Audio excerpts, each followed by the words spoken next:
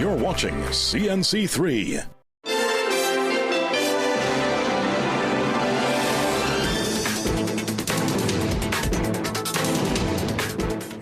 Good afternoon and welcome to the Midday News here on CNC3 and the TBC Radio Network. I am Belleview Gopal-Chan. Thank you so much for joining us. Top of the news at this time. Police Commissioner Alistair Guevara says the uptick in homicides can be linked to the end of the state of emergency. Guevara, who will mark a month as the country's top cop this week, also voiced his support for the Stand Your Ground legislation in an interview on the Morning Brew program today. 1 month after Parliament approved Alistair Guevara as this country's police commissioner, he faces a mounting murder toll. But on Monday morning, he sought to explain the rise in crime 3 months after the end of the state of emergency. The immediate effect, as the statistics would show, that coming out of the state of emergency, there was what persons may term as an upsurge. We see it as a return to some sort of normal criminality. It comes as home invasion reports continue across the country. Guevara says he supports the government's Stand Your Ground legislation. The only way we'll be able to determine if it will help or harm is after it is put into effect. Do you support it? I support any legislation that would assist the members of the public in protecting themselves. It comes as Guevara clears a backlog of firearm users' licenses applications. And with the potential for an increase in applications with the Stand Your Ground law, he insists. Application does not mean approval. Adjudication means that the persons who deserve a firearm user's license will get a firearm user's license. It's not like everyone can apply and just get a gun. When the new academic year begins, Guevara's officers will have a new mandate, with roughly 40 high-risk schools having a police presence. The TTPS actively engaging in training of officers to take up those positions. So I'd like to reassure the public that the TTPS stands ready to take back the schools from the violent elements that exist. This week will mark 1 month since Guevara took up the post, and he is aware the public is snapping at his heels for results. A member of the Defense Force and 2 civilians have been arrested in connection with the discovery of an illegal firearm. The arrest took place earlier today during a stop-and-search exercise in Belleview Gardens, South Oropouche. Police intercepted a black Toyota Hilux occupied by a 27-year-old fisherman, his 28-year-old brother, and a serviceman attached to the Defense Force. Now, upon searching the vehicle, officers found a Glock 26 pistol with a loaded magazine hidden beneath the rear right side passenger seat.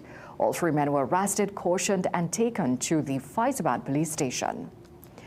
Now to this, the group Citizens Against Noise Pollution says it is time to label noise pollution as a public health crisis.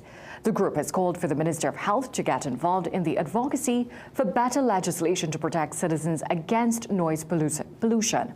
Tamara Chattar says excessive noise is having a toll on people's mental and physical health, and she says the police have been of little help. It is a public health crisis, so I believe that the Minister of Health needs to get heavily involved, because we cannot, as a country, turn our heads away from mental health and how this affects our mental health as well as our physical health. So we need to talk about this, and we need to train officers to deal with these issues, to speak to the public, because people have no faith in what has been put there to help us. Meanwhile, director of the group, Lindian Bechu, proposed several short and medium-term solutions to the issue. In the short term, we would just like, for one, the Commissioner of Police as well as the EMA to have a stakeholder meeting with us to start enforcing the current rules and laws regarding noise pollution.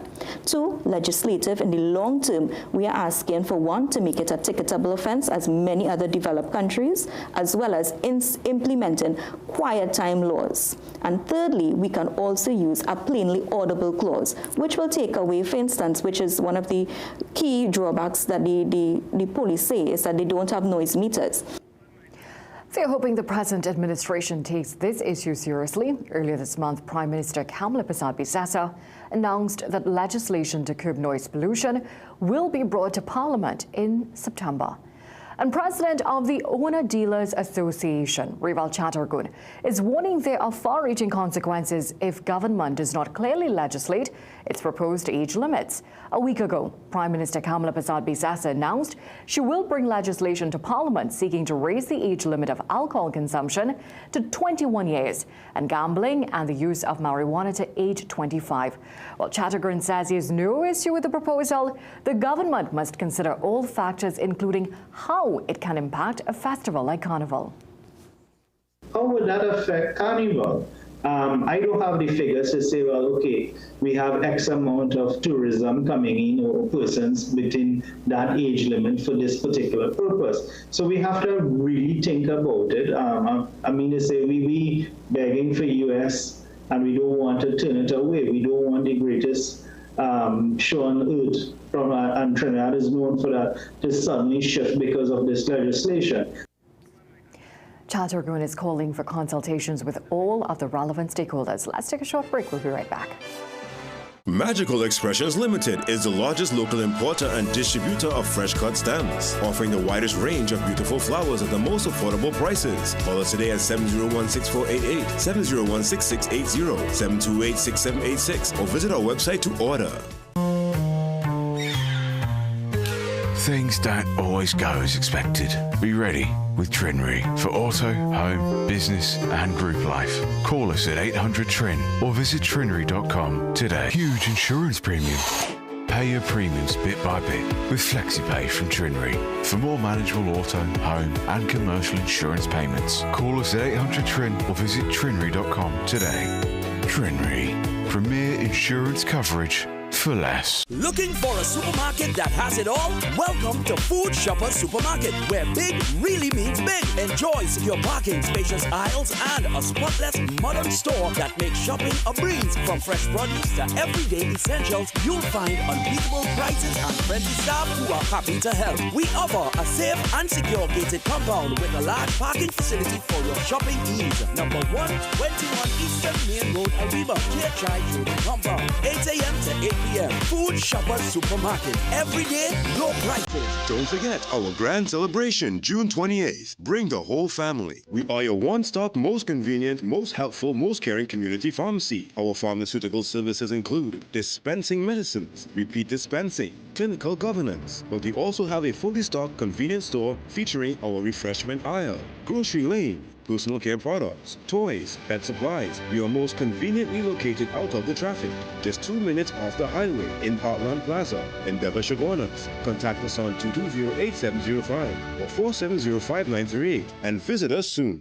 Get the best in affordable eyewear. Frames with blue filter lenses and eye exam, $399. Single vision lenses with transitions on designer frames, $799. Progressive transitions with designer frames, $1,399. Happening only at Seaview Optical. Affordable eye care for everyone. Welcome back in sport. Alzarri Joseph produced some vintage West Indies fast bowling last evening against Australia on day 2 of the third test at Sabina Park. After West Indies fell to 143 all out, an 82-run first innings deficit, Joseph helped reduce Australia in its second innings to 99 for 6 at the end of day 2. Joseph took 3 for 19 in his spell, while Shamar Joseph took 2 for 26. Australia holds a 181-run lead heading into the third day. Vice-captain Jamal Warrican said Alzarri did promise to step up. Well, funny enough, he said in the huddle that he's going to turn it up tonight, and he surely did. So very impressed with that spell he put out there, and let's hope tomorrow he come and finish the job. After he got his scan, he came back strong and helped us to be in such a good position. Now the match will resume at 2:30 p.m. with Australia on 99 for 6. That's it for sport. It's back to break. Did you know a business degree leads to diverse career opportunities and advancement? Start an internationally recognized business degree from the world-ranked University of Hertfordshire at CTS College. Classes are 1 day per week with mostly assignment-based assessments. Plus, with 3 intakes per year and flexible payment options, getting started is easy. Holders of an associate degree, advanced diploma or ABE Level 5 diploma can complete this program in only 12 months. Call CTS College today and find out how you can get $6,000 off. Science calls it AMPK, your body's built-in system for burning fat, balancing blood sugar, and fueling energy. Berberine Plus naturally supports AMPK, helping you feel better, live better, be better. Available at Pennywise and leading pharmacies nationwide. Berberine Plus, powerful results naturally.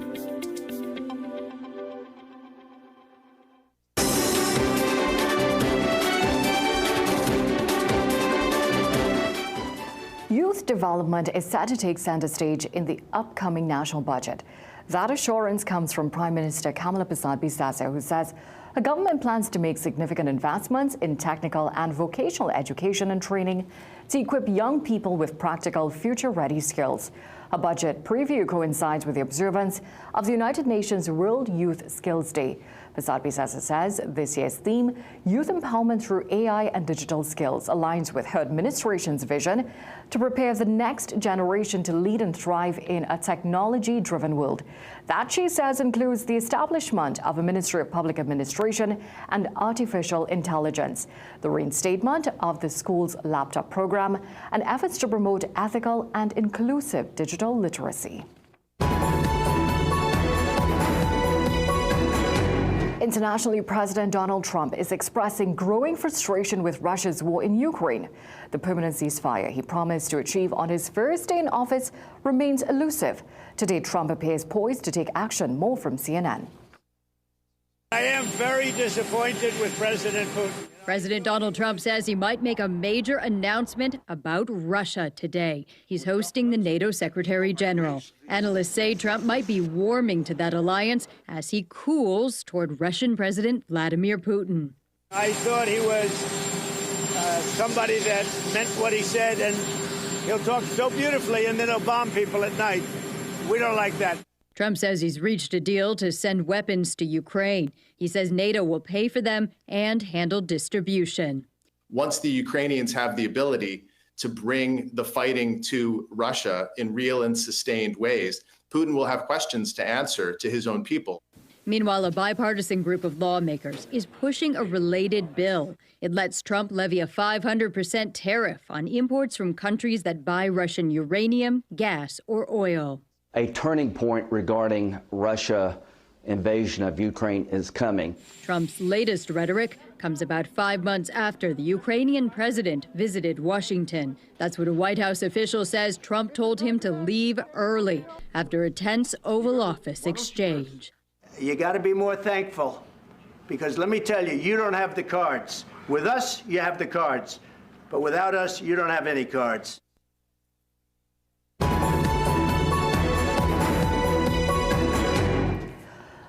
Barbados is hosting a key 2-day consultation starting on Tuesday, bringing together Caribbean workers and employers groups to shape a regional labour migration policy framework. The initiative, part of CARICOM's broader migration policy push, focuses on economic development, labour mobility and climate resilience. Backed by the International Labour Organization, the framework will build on findings from a recent CARICOM labour market assessment, aiming to create smarter, fairer migration solutions across the region.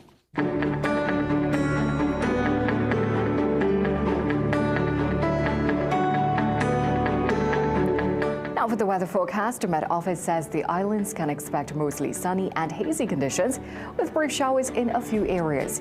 There is a low chance for an isolated heavy shower to develop during the afternoon near hilly areas over western Trinidad. Seas are moderate with waves up to 1.5 meters in open waters and below 1 meter in sheltered areas. The forecast maximum temperature is 32 degrees Celsius in Trinidad and 31 degrees Celsius in Tobago. Well, thank you so much for joining us for a look at the day's developments so far. We love these stories and so much more coming up for you in a Midday Newscast at 7 p.m. today. Until then, have a great day.